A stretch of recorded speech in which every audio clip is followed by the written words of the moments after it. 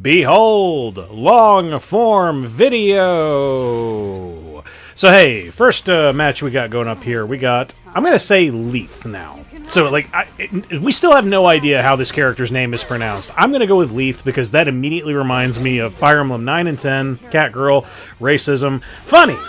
But either way, so Shadow Knight Pyllis and then also Roana, because we're going into an Aria, an Unbound Knight Arowell, and a Mercedes. So basically, we're going into the good old matter of, oh hey, this is our one unit that we need to hit because we have no other options, because that's just what Aria does. She goes ahead and puts stealth up on the other two units, so then you have Arowell basically tanking a good form of the damage with with Escort, and then you have Mercedes just doing pot shot damage here and there.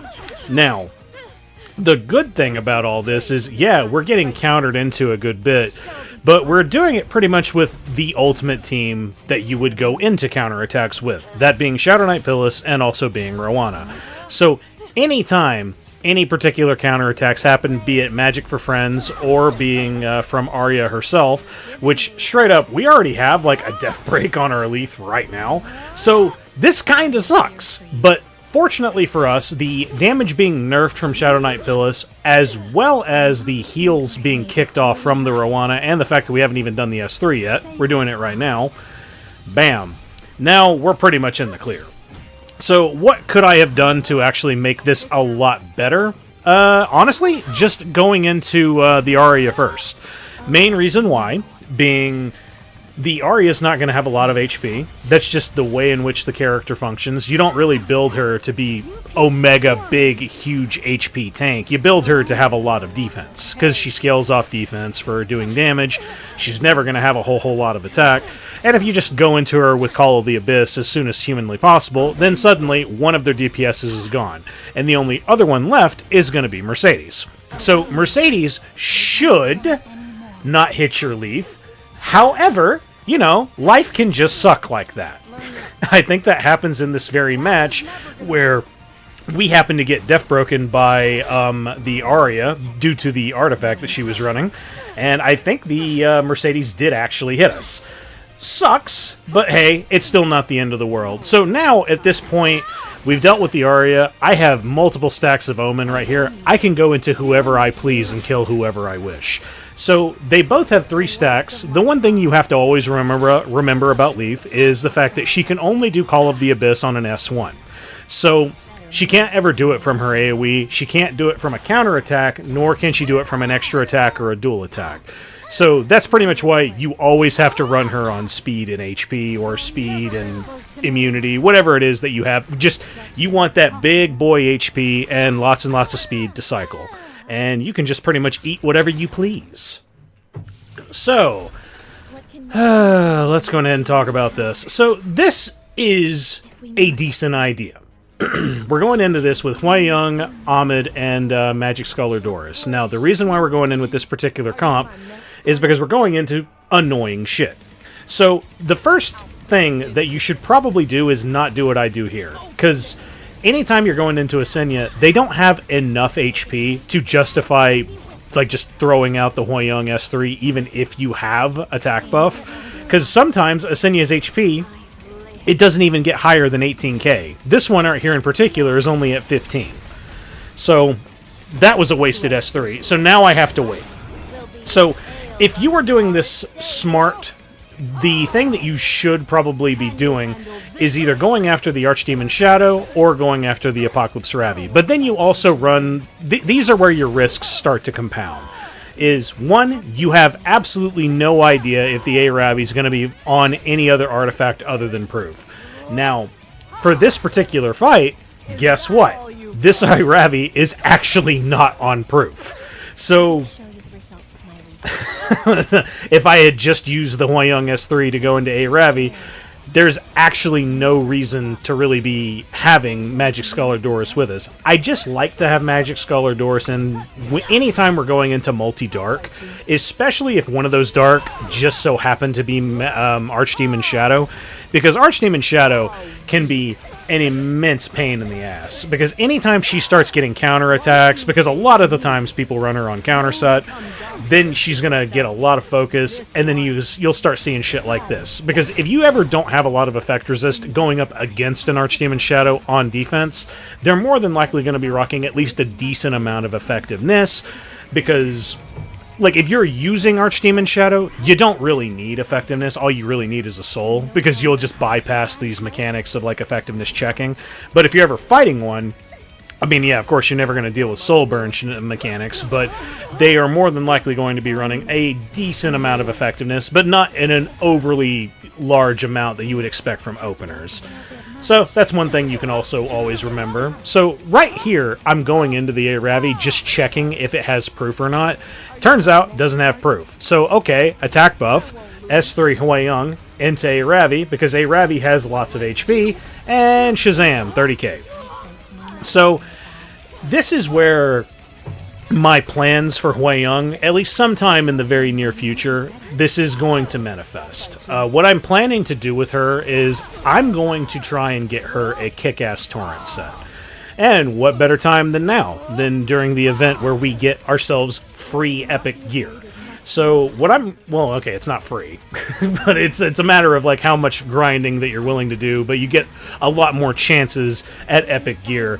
And all I really need to do is just score a few really, really choice pieces that have a good amount of attack, good amount of defense, and a good amount of speed. That's it. That's all I need.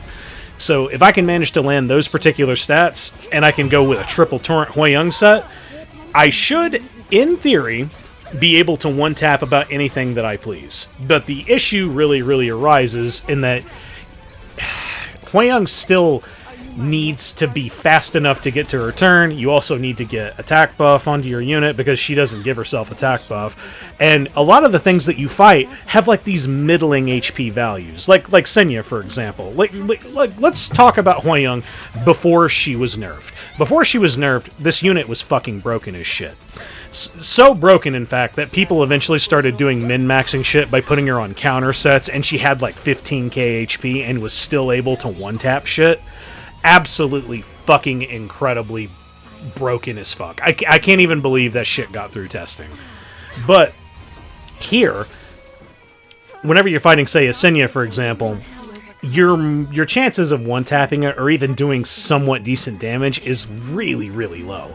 Because the HP thresholds that you have from Hwayoung over onto Senya, it's just not enough to generate enough damage on the S3 to thus make it a waste. Like right here, this I think does like 7k or some shit. It's really, really low.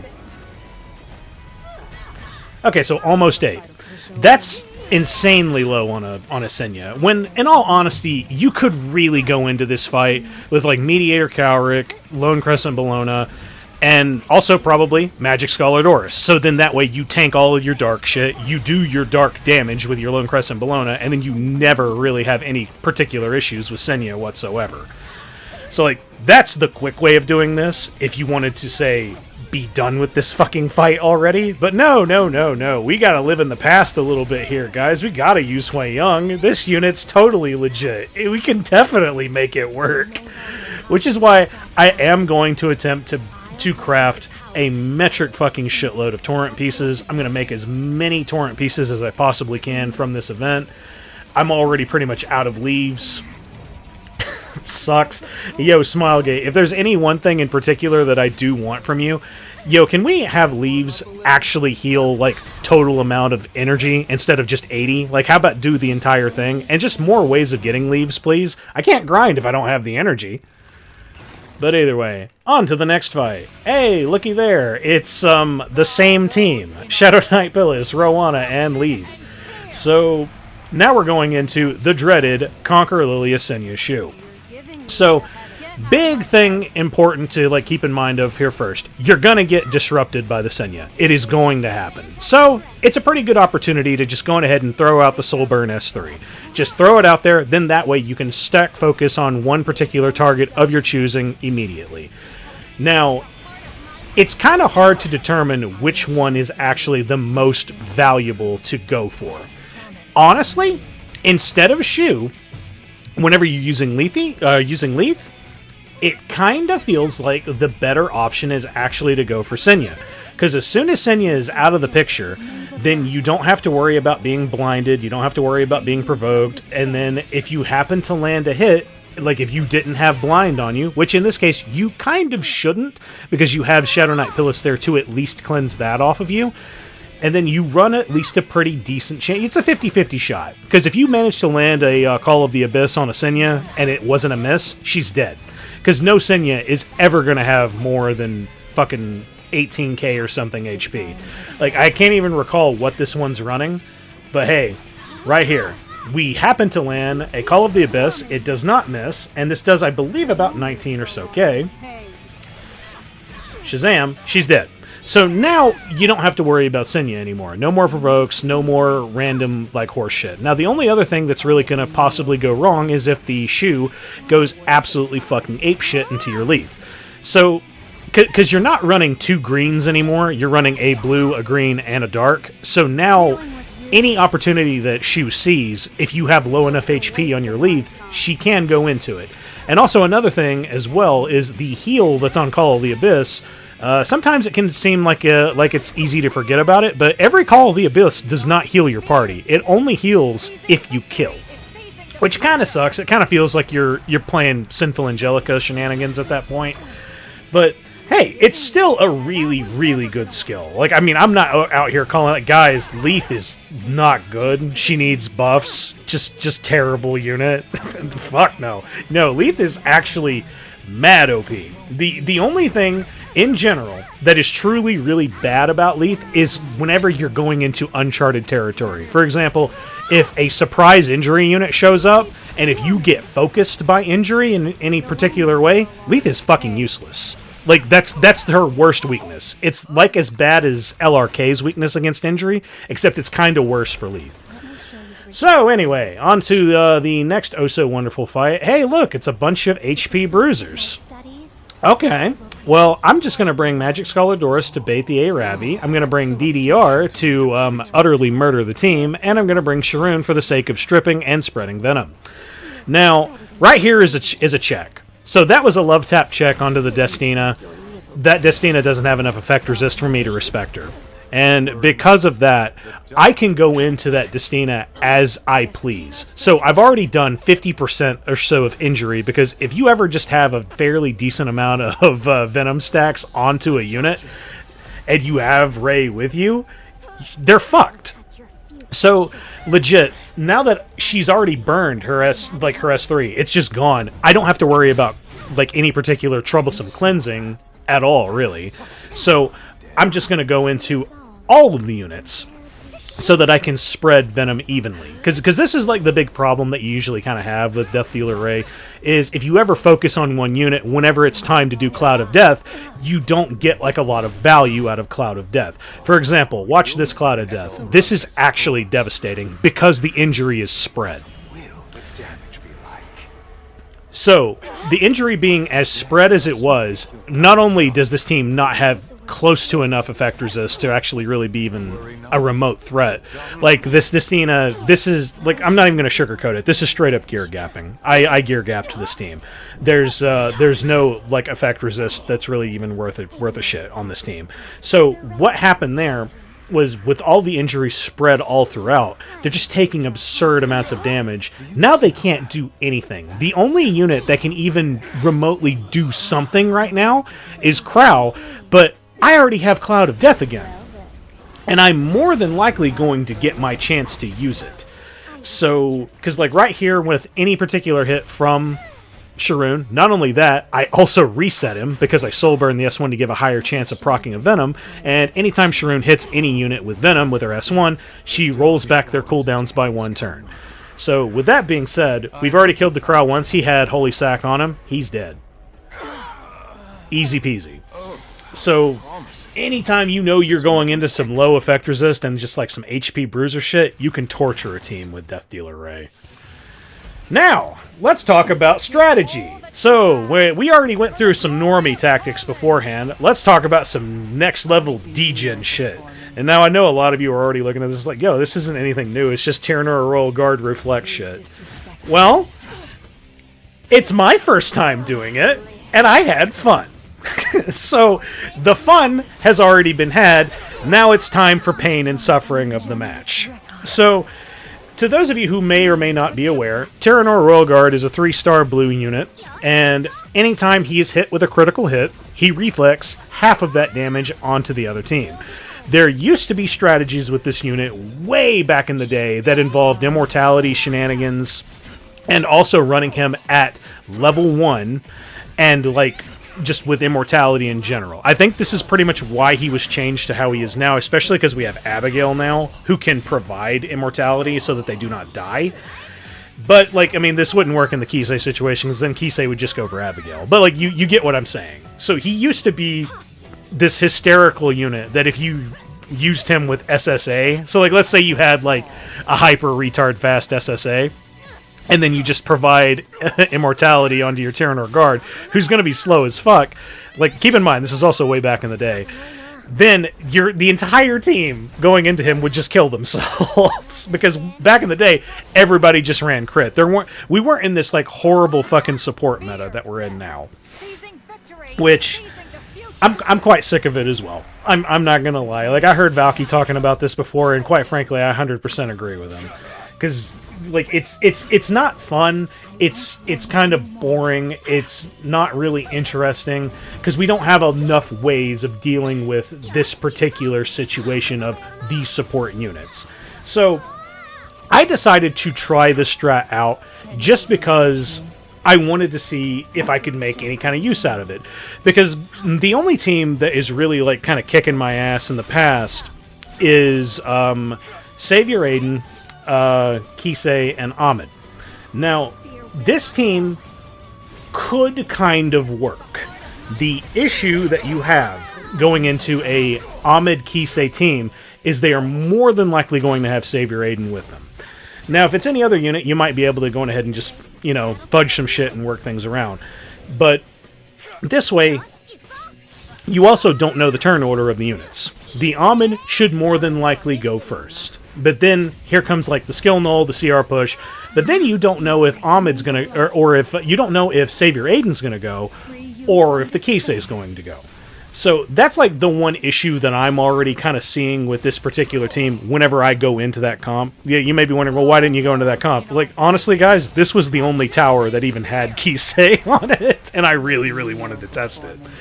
It's not a good idea, because you're going into Senya, who just straight up hard counters the shit out of Taranor Royal Guard, because she doesn't crit. So you're basically just kind of sitting there taking damage. It's just, and then also all of your units are going to get hit. So if you don't have effect resist on your other green unit, so you can guarantee, you know, the Kise to go into your blue unit, you straight up can get, like, a hard counter walled right here. Because I am waiting for Rimuru to just do one attack and give himself immunity. I am not getting lucky. It's just straight up not happening. And because of that, that's why this kind of drags a good bit. Because as soon as Rimuru is free to do what he pleases, then we can really just start to fuck up the team. Now, like I was saying before, so with Kise, this team could work. But once again, you'd have to know the turn order. Because you never know. Because you would expect Kise would go right after the Ahmed. And you also don't know if she's going to get the attack buff or not. Because Ahmed is another really, really strange case of... Her S3 has some priority to it, to who she attacks, but on turn 1, it's completely random. The only reason she will ever go into a certain unit for her S3 is if they have a debuff on them. But on opening turn, you're never going to have to deal with that shit. So then it's completely random as to who's going to get it first. So let's say that the Ahmed goes into the Savior Adin first. Okay, so that could go into any unit. It just could go into any unit. Could go into your Taranor Royal Guard, or it could go into another unit. And that's where I can't guarantee that this kind of setup would work. And in this particular case, I'd probably do Destina and Roana, but, like, I needed an attacker to at least beat this team. But either way, moving on. So here we have Dark Corvus, Yulha, and Destina going into some speed shit. It's not too terribly fast. I was considering maybe using some Zeo shenanigans to go into this, but I just didn't kind of feel like it at the moment. So it's Cidd, Savior Adin, and Briar Witch Iseria. Briar Witch Iseria usually scares the fuck out of me. And one thing in particular that I could have fought this team with, I could have gone into this with like any of my Shadow Knight Pyllis teams. I just chose not to because I wanted to see like how effective my Dark Corvus could have gone into this. Unfortunately, the team's like kind of fast enough and lucky enough and with enough effectiveness to just kind of go into my Dark Corvus, who doesn't have a lot of ER, by the way. So we're dealing with numerous death breaks. So here I had to make a choice of, well, what do? I guess we got to kill Savior Adin because we don't really have a choice. Like, we could go into Cidd, but we also had Death Break on us, and we needed to do as much damage as possible and to also survive this. So we get Death Broken again, and right here I make a small mistake. So I hit the Cidd right there with Yulha. That puts Redirect Provoke on him, and then I get Provoke onto Briar Witch. Guess who has the highest health? That would be Dark Corvus. That's who the Redirect Provoke's going to go to. So that's an instance right there of just a situation where Yulha not having Provoke would have helped more if she had Provoke instead of Redirect Provoke. Even though Redirect Provoke is kind of objectively a better Provoke. And here, I was debating on like what I should do right there. There was really no question. I should have just S3'd it. Sure, I wouldn't have been healed by it, but it doesn't matter. Because then the Briar Witch would have gone. She would have had no immortality now. Then I could have just killed her with Destina. Or I could have killed her with Yulha. Whatever. So I was just not thinking. I was like, oh, go for the provoke. Go for the provoke. I need that. No, you really didn't. I just needed to do as much damage as possible to her. But either way, we're pretty much over. It's done. So a lot of unnecessary risk on that bottom team right there, because I went into this team strictly just as a means of testing for the Kise. And with that being said, ladies and gents, that is the Guild War. Woo! Woo! And one thing in particular that I would like to go ahead and say real quick is I'm really appreciative of everybody who watched the previous vid for whatever reason. That vid is extremely popular right now. I have no idea as to why. Perhaps it's because I used Taranor Royal Guard in the thumbnail. Sorry if it seemed a little clickbaitish because I used him only once, as well as Death Dealer Ray only once. But it just seemed like it was a good idea for the sake of naming of the video, because I just went with a matter of like, hey, here's normie shit, and then here's what crazy people do, and that's pretty much what I did. It was just a means of testing. I kind of got my answer with it. I'll try it if I ever see a Kise Ahmed Savior Adin, and I'll see if it works out. It's not really working out in my head if I could use Taranor Royal Guard into it now that I really think about it. And the only reason why I feel that way is because I really don't know the turn orders of the units. That's the only factor in my head that's like really fucking with me. But, like, hey, I mean, that's just the nature of the game, man. You never really know what you're going to get. Like, that team in particular is just horrible cancer, because I can't think of a proper way to really tank it other than taking turn one and going first. But, hey, if you made it this far, folks, I hope you liked this video. If you did, I'd really appreciate it if you'd leave a like. And if you want to see more of my stuff, go ahead and hit subscribe. Hope to see you again soon. Later.